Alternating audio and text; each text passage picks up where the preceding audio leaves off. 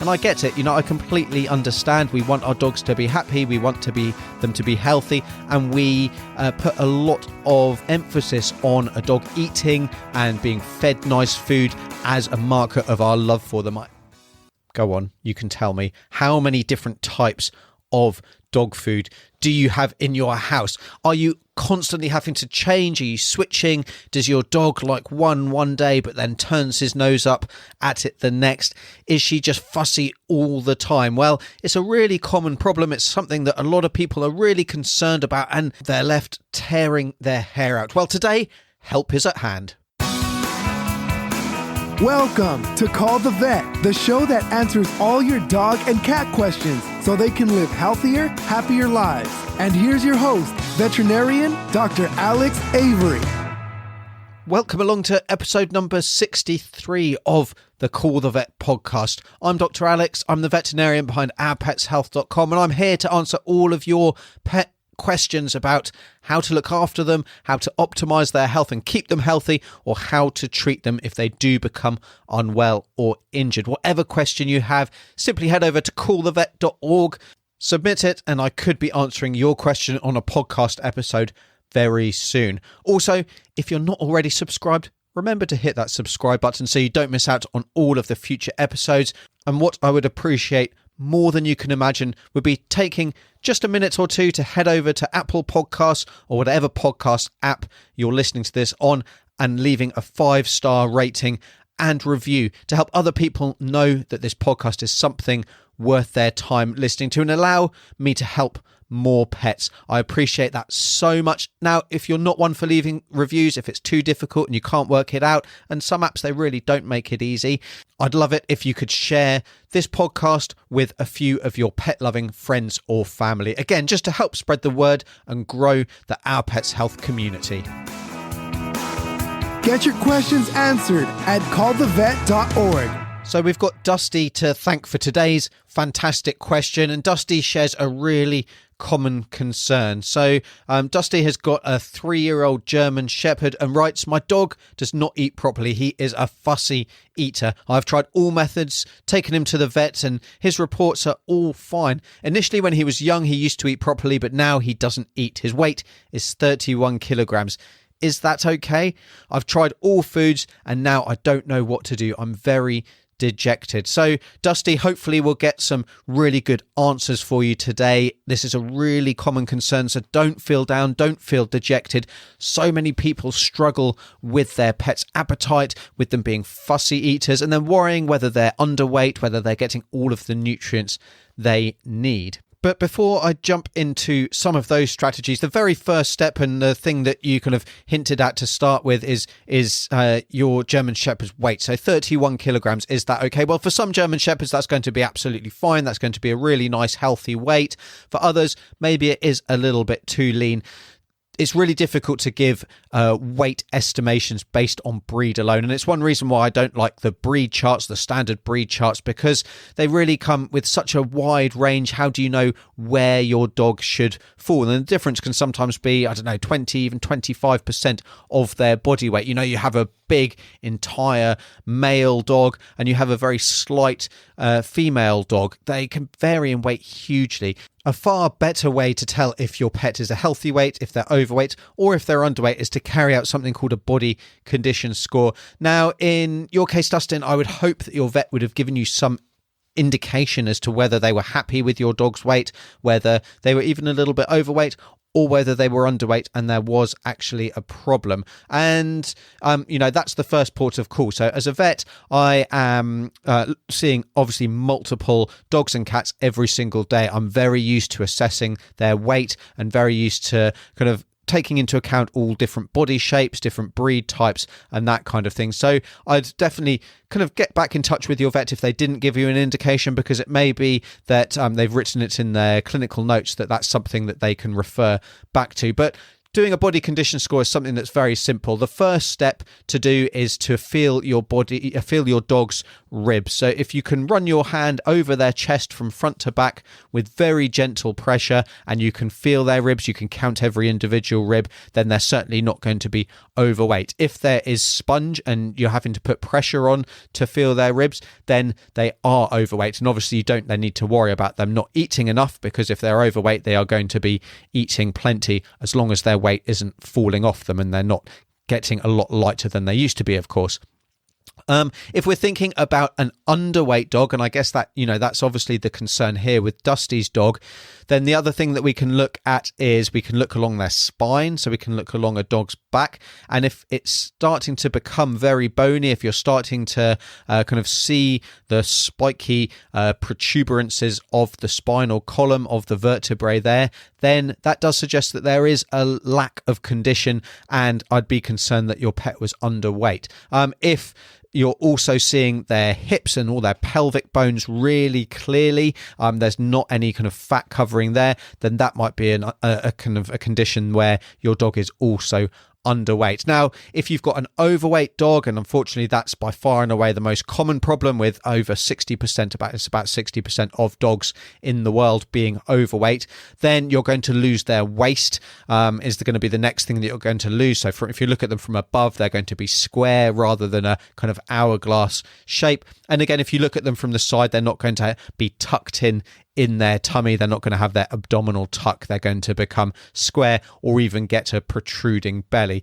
Clearly, those are unlikely to be the cases in a 31 kilogram German Shepherd, but it's something that's worth bearing in mind, because one thing that I do get a lot in the clinic is people coming to me worried that their dog is underweight because people have told them that their dog is underweight, meaning that they don't look like their dog, when in actual fact their dog is overweight. So because being overweight is so common, it's kind of skewed our perception of what a normal dog's body shape should be, and it's made us feel that actually that's normal, whereas really that's overweight. Now, weight and the importance of weight loss and being a healthy weight is something that I could talk for hours about. I won't get that into that today. It's something that I've covered on numerous other podcast episodes, and I'll leave some links in the show notes to more information about body condition scoring your pet, whether you've got a dog or a cat as well. It's a hugely useful tool that everybody can do at home. So, assuming that your dog is a healthy weight, then there's a few things that we can do to get a fussy dog to eat, and that's really what it's all about. Now, if your dog is underweight, Dusty's obviously had the great foresight to go and check with his vet in the first case to check that there isn't anything else that's the problem. But if you do have a dog that's underweight and they're fussy, it might actually be because they're unwell. They could be feeling nauseous. They could have dental pain, for example. So it is important to get your dog checked out if they're underweight, or if they're losing weight and they're not really eating, or they're going off their food, or their appetite's changed in any way. So assuming that everything is fine and that there's no problems with health, there's no other underlying conditions, my first thought in a fussy eater is always actually, are they hungry? So it's very easy to overestimate the amount of food that we think our dogs should eat, especially if we're dealing with a small breed dog, which is, and they are much more common than they used to be. And especially if we're giving them a biscuit kibble, because they are very energy dense, and also I often find that the packaging does overestimate the amount that we should be giving them. So often we don't need to give them nearly quite so much as the packaging says for them to meet their daily needs. Now, that's going to vary depending on whether your dog has been spayed or neutered, whether they are kind of doing a 10-kilometer run, whether they're working hard on a farm, or whether they are, just in an apartment block and they get taken out once a week. So, that's going to have a big impact on how much energy they need. But I think often we're actually overfeeding our dogs and they're just not hungry, so they just don't want to eat because they're not hungry. What will then happen though is that you might take up any food because you're worried that they're not eating enough, you'll then give them something super tasty. Now, the equivalent to this would be you give giving a toddler a meal that they're not particularly keen on and they're not particularly hungry, so they're not going to eat, and that's fine. But then going, oh my goodness, I really need you to eat something, and giving them chocolate, putting chocolate in front of them, and then, funnily enough, your toddler, and I certainly know my children they would eat the chocolate no matter how hungry or otherwise they are. And so tied into this, we really need to think that a hungry dog will eat. As long as, again, there's no other problem going on, a hungry dog will eat. And this is what we really need to consider. We really need to stick to our guns when it comes to feeding them. So simply put some food down there. If they haven't touched it in 20 minutes, then take the food away. Don't put something else different down straight away. Don't go and make a big fuss of them and give them some treats to make sure they eat. Take it away, pop it in the fridge, put a cover on it, and then try again a few hours later. So stick to your guns with what you want to feed your dog. Don't let them train you to just give them really tasty morsels, because that's really what they're doing. Our dogs are very good at training us to feed what they want, to feed them the good stuff, if you like, the treats and the snacks, not the healthy food that we want to feed them. So keep doing this. Your dog will become progressively more hungry, and they should start eating what you're putting down. Now, if they're not eating in a 24-hour period, that's not the end of the world at all. A dog can quite easily go for a whole day. They could probably go for 2 days quite happily without having anything to eat. So don't worry that you're starving your dog, again, as long as you're sure that there's nothing else going on. Now, if they're really not eating, if they really are stubborn, and definitely some dogs are going to fall into this category, then the next thing you can do is to find a food that they like and slowly transition onto the food that you actually want to feed them. So this involves just slowly decreasing the proportion of the original food and increasing the mix of the new food in that food bowl. That can really help. The slow transition over 3 or 4 weeks means that they don't really even notice that that's happening. And in that time, once you come to the end of that time, they should be eating that new food that you've chosen for them quite happily.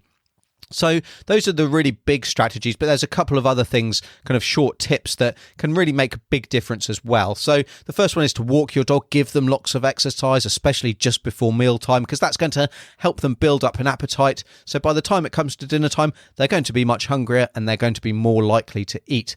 The next thing to consider is actually put your dog's food down and then just leave them to get on with it.